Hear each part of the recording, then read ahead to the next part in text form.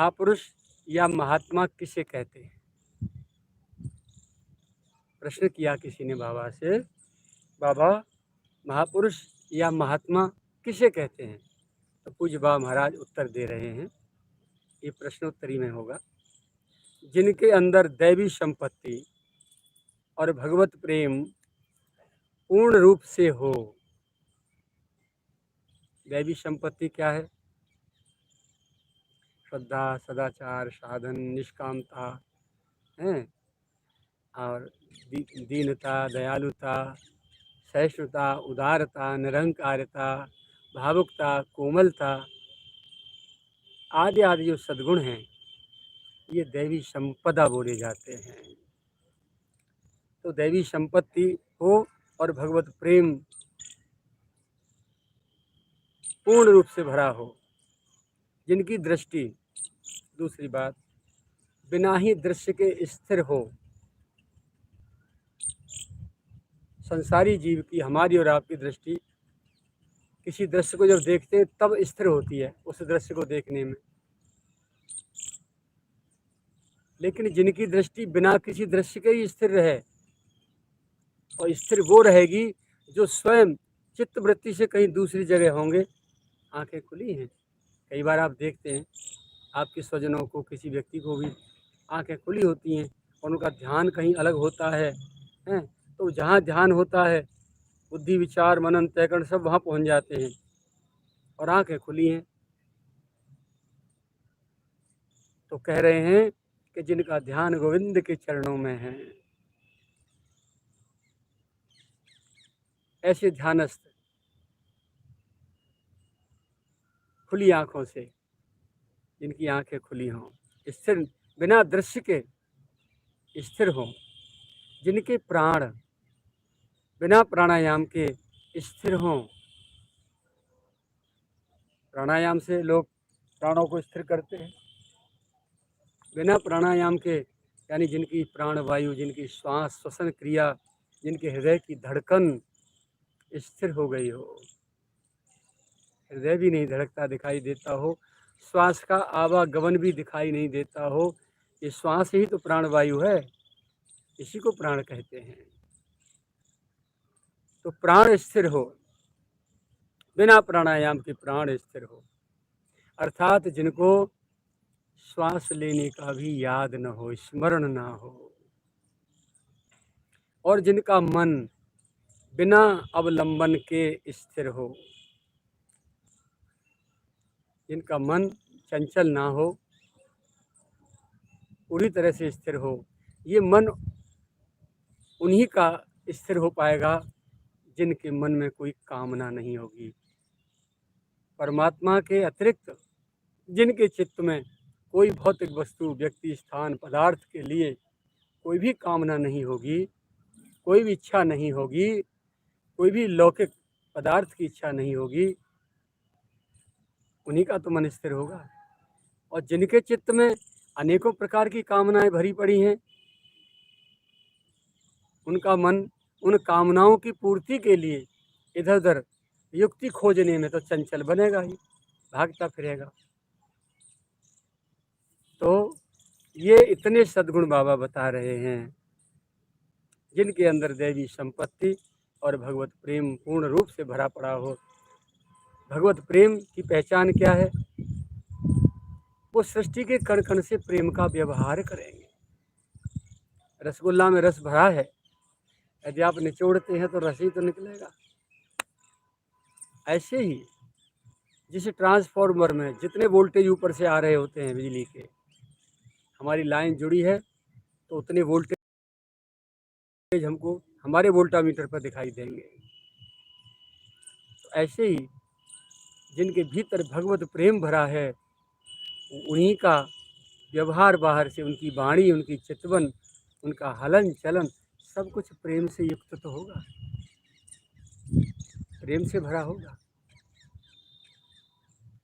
भीतर का तो पता नहीं चलता, लेकिन भीतर से जब अन्य प्राणी मात्र के प्रति प्रेम का व्यवहार करते हैं तो पता चलता है कि भगवत प्रेमी है, इनके चित्त में भगवान का प्रेम है, ये भगवान के लाडले हैं। तो जिनके अंदर दैवी संपत्ति और भगवत प्रेम पूर्ण रूप से भरा हो, जिनकी दृष्टि बिना ही दृश्य के स्थिर हो,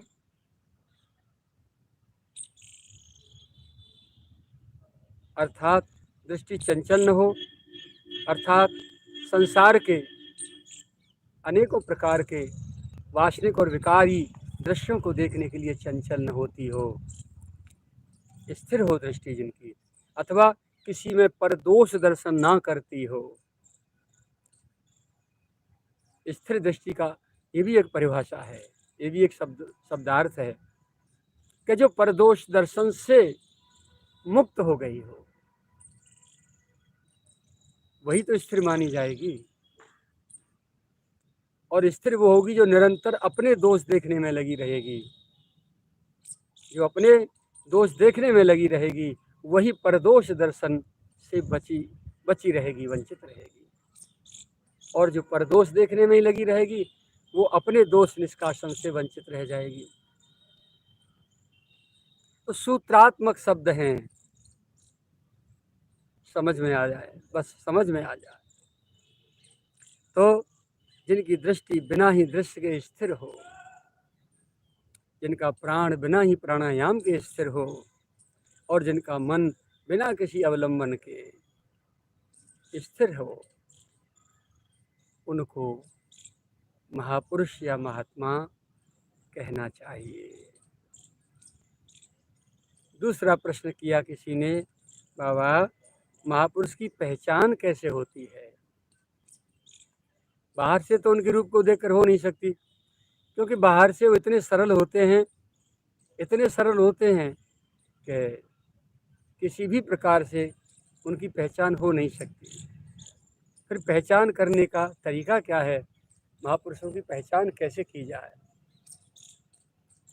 उत्तर दिया बाबा महाराज ने, महापुरुष की पहचान और भगवान की पहचान एक ही है।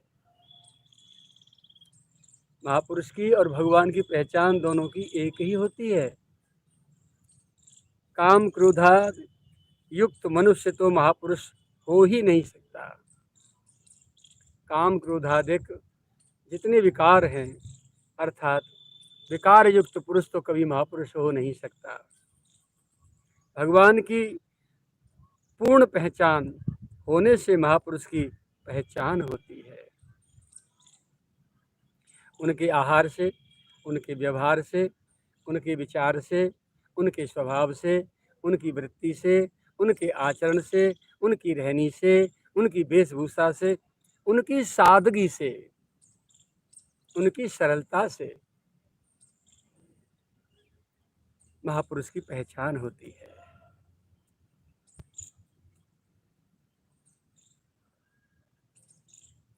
अब अगला प्रश्न है, बाबा उनके पहचानने का सरल उपाय क्या है? पूज्य बाबा ने उत्तर दिया, मान, क्रोध और धन का त्याग ही मैंने मुख्य उपाय समझा है। मान का मतलब संत की तो चले क्या, संसार में किसी भी जीव से, किसी भी प्राणी से जो मान सम्मान नहीं चाहता हो और दूसरों को स्वयं मान देता हो, सबहि मानप्रद आप अमानी।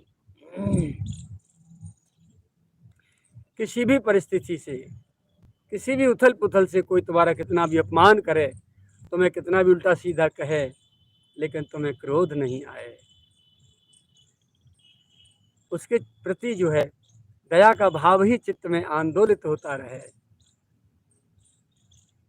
और तीसरा धन, इन तीनों का त्याग, मान सम्मान, क्रोध और धन का त्याग ही मैंने मुख्य समझा है, क्योंकि धन भी एक मद देता है। जिसके पास धन होता है, धन की गुमक होती है भीतर, उसे उसका मद होता है, नशा होता है, और धन के नशे में वो भयंकर क्रोधी भी हो जाता है, मान सम्मान भी चाहता है और दूसरों को मान देना नहीं चाहता। कोई भले होगा ऐसा धनिक जो दूसरों को सम्मानित करना चाहेगा। अधिकतर धनवान लोग दूसरों को जो सम्मानित करते हैं वो भी इसलिए सम्मानित करते हैं कि इससे इसके द्वारा ये बड़ा आदमी है, हमको भी किसी मंच पर बड़ा सम्मान प्राप्त होगा, समाज में हमारी प्रतिष्ठा सुरक्षित होगी। तो इसीलिए धन के मद का त्याग ये परम आवश्यक है। मैंने इसका मुख्य उपाय समझा है। न रहे बांस न बजे बांसुरी, ना धन होगा और न उसका मद होगा। हम पहले भी अपने पूज्य सद्गुरुदेव भगवान के जीवन चरित्र के किसी प्रसंग में ये बोल चुके हैं। कागभूषण जी उत्तरकांड में गरुड़ जी को समझा रहे हैं, जब अयोध्या में उन्होंने जन्मत भयो शूद्र तन पाई, शूद्र योनि में जन्म लिया था, अपनी घटना स्वयं की बता रहे हैं। तो लिख रहे हैं कि धन मद मत परम बाचाला, उग्र बुद्धि उर दंभ विशाला, जदपि रहे रघुपति राजधानी, तदपि न कछु महिमा तब जानी, अब जाना में अवध प्रभावा, निगमागम पुराण जस गावा। तो धन के साथ पहले धन आया, शब्दों पे ध्यान देना। चौपाई में गोस्वामी जी की जो चौपाइयाँ हैं मूल मंत्र हैं, और पहला शब्द प्रश्न है तो उससे अगला शब्द उसका उत्तर है, वहीं कि वहीं धन के आते ही पहले धन आता है, धन आता है उसके बाद क्या आता है, बोले धन मद, फिर उसका मद आता है, मदांध होता है व्यक्ति। बोले मत्त, जब मदांध होता है तो उन्मत्त हो जाता है, किसी की नहीं सुनता, अपनी ही सुनाता है सबको, और ये भावना रखता है कि सब मेरी जूते के नीचे रहें, मेरी बात को आदर दिया जाए समाज में, दूसरे को नहीं। तो धन के बाद मद आता है और मद के बाद उन्मत्तता आती है, धन मद मत्त। बोले परम बाचाला, बाचाल नहीं, बकर बकर बकर बकर पटर पटर पटर पटर, चारों तरफ वो बोलता ही रहता है, फिरता रहता है। इस भ्रांस में कि लोग मेरी बात को ध्यान दें, मेरी बात का आदर करें, मुझे सुने, वो परम बाचाल हो जाता है। धन मद मत्त परम बाचाला, और फिर बोले उग्र बुद्धि, बुद्धि टेढ़ी हो जाती है, कोई कुछ कहे उससे मिनट से पहले आग बबूला हो जाता है। उग्र बुद्धि, हर बात का टेढ़ा अर्थ लगाता है, टेढ़ा ही टेढ़ा चलता है सबसे। बोले उर दंभ विशाला, और हृदय में दंभ बहुत था, भीतर से है कुछ नहीं, लेकिन शो ज्यादा करेगा, दिखावा ज्यादा करेगा, पाखंड ज्यादा करेगा। तो ये पूज्य बाबा महाराज कह रहे हैं धन के ये दोष हैं, धन मद मत्त परम वाचाला, उग्र बुद्धि और दंभ विशाला, ये धन के दोष हैं। और जिसमें ये दोष भरे होंगे वो कभी संत महापुरुषों में आदर करेगा? उसका खुद का संत होना तो बहुत दूर की बात है, लेकिन दूसरे संत महापुरुषों को भी वो सम्मानित नहीं करेगा, वो संतों से भी आदर चाहेगा। तो ऐसा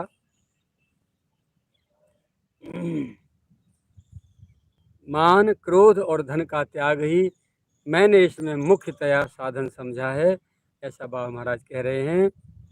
संत के पहचानने में सरल उपाय क्या है? बोले जिसे मान न हो, क्रोध न हो और धन जिसके पास न हो, जो धन लेता नहीं, धन संग्रह की भावना जिसमें न हो, देने पर भी धन नहीं स्वीकारता हो, खुद की संग्रह की भावना तो दूर, किसी के बार बार आग्रह पर भी नहीं स्वीकारता हो, इन तीनों का त्याग जो कर दे वही महापुरुष की पहचान समझनी चाहिए। इनका त्याग ऊपरी बात है, ये चीज़ें ऊपर से संत के व्यवहार में जीवन में दिखाई दे रही हों, तो संत की पहचान के उपाय बता रहे हैं कि संत कैसे पहचाना जाता है। इनका त्याग होने से कामादिक विकार स्वतः नष्ट हो जाते हैं। महापुरुषों में कोई विरक्त और कोई कोई गृहस्थ भी होते हैं। गृहस्थ में रह के भी इन चीज़ों से ऊपर उठे हुए भी होते हैं। गृहस्थ महापुरुष अन्यायोपार्जित धन के त्यागी होते हैं। विरक्त जो महापुरुष होते हैं वो तो धन मात्र से दूर रहते हैं, लेकिन गृहस्थ जो होते हैं अपने परिश्रम की कमाई के धन को संग्रह रखते हैं और अन्यायोपार्जन जो धन होता है, अन्याय की कमाई से वो धन कभी संग्रह नहीं करते, वो उससे दूर रहते हैं, उसके त्यागी होते हैं। बेईमानी, झूठ, छल, कपट और किसी भी उससे छल फरेब से वो धन कमाना नहीं चाहते। भले ही भूखा रहना स्वीकार है, लेकिन इससे दूर है। तो वो सर्वथा त्यागी होते हैं। मान और क्रोध का त्याग दोनों ही में होता है, गृहस्थ में भी और विरक्त में भी। ये सरल उपाय है महापुरुष की पहचान का। अब अगला प्रश्न करते हैं भैया, बाबा महापुरुषों के काम क्रोध रहते हैं या नहीं? महापुरुषों में काम क्रोध रहते हैं या नहीं? उत्तर दे रहे हैं प्यारे, लेश मात्र भी काम क्रोध नहीं रहते। उनमें काम क्रोधादि का अत्यंत अभाव होता है, पर दूसरे पुरुषों को उनमें इनका आभास दिख सकता है। सामने वालों को इनमें काम क्रोधादि दिखाई दे सकते हैं, लेकिन सच बात यह है कि इनमें लेश मात्र भी काम क्रोधादि विकार नहीं होते। उनमें काम क्रोधादि क्यों नहीं रहते? इसीलिए कि वे संपूर्ण विश्व को भगवान की लीला तथा भगवद रूप ही देखते हैं। फिर किसके साथ काम क्रोध करेंगे? जब सर्वत्र प्रभु की लीला है, प्रभु ही हैं, भगवान के रूप में है, सब भगवान की प्रतिमूर्ति है, तो किसके साथ काम क्रोध का व्यवहार करेंगे? नहीं करेंगे। अथवा उसे आत्म रूप ही अनुभव करते हैं। इन दोनों दृष्टियों से उनमें काम क्रोधादि नहीं होते। भक्त हैं तो भगवद रूप देखेंगे, सारी सृष्टि के जड़ चेतन को, और यदि ज्ञानी हैं तो आत्मस्वरूप ही देखेंगे। उमा जे राम चरण रत, विगत काम मद क्रोध, निज प्रभु मैं देखें जगत, फिर केसन करहीं विरोध।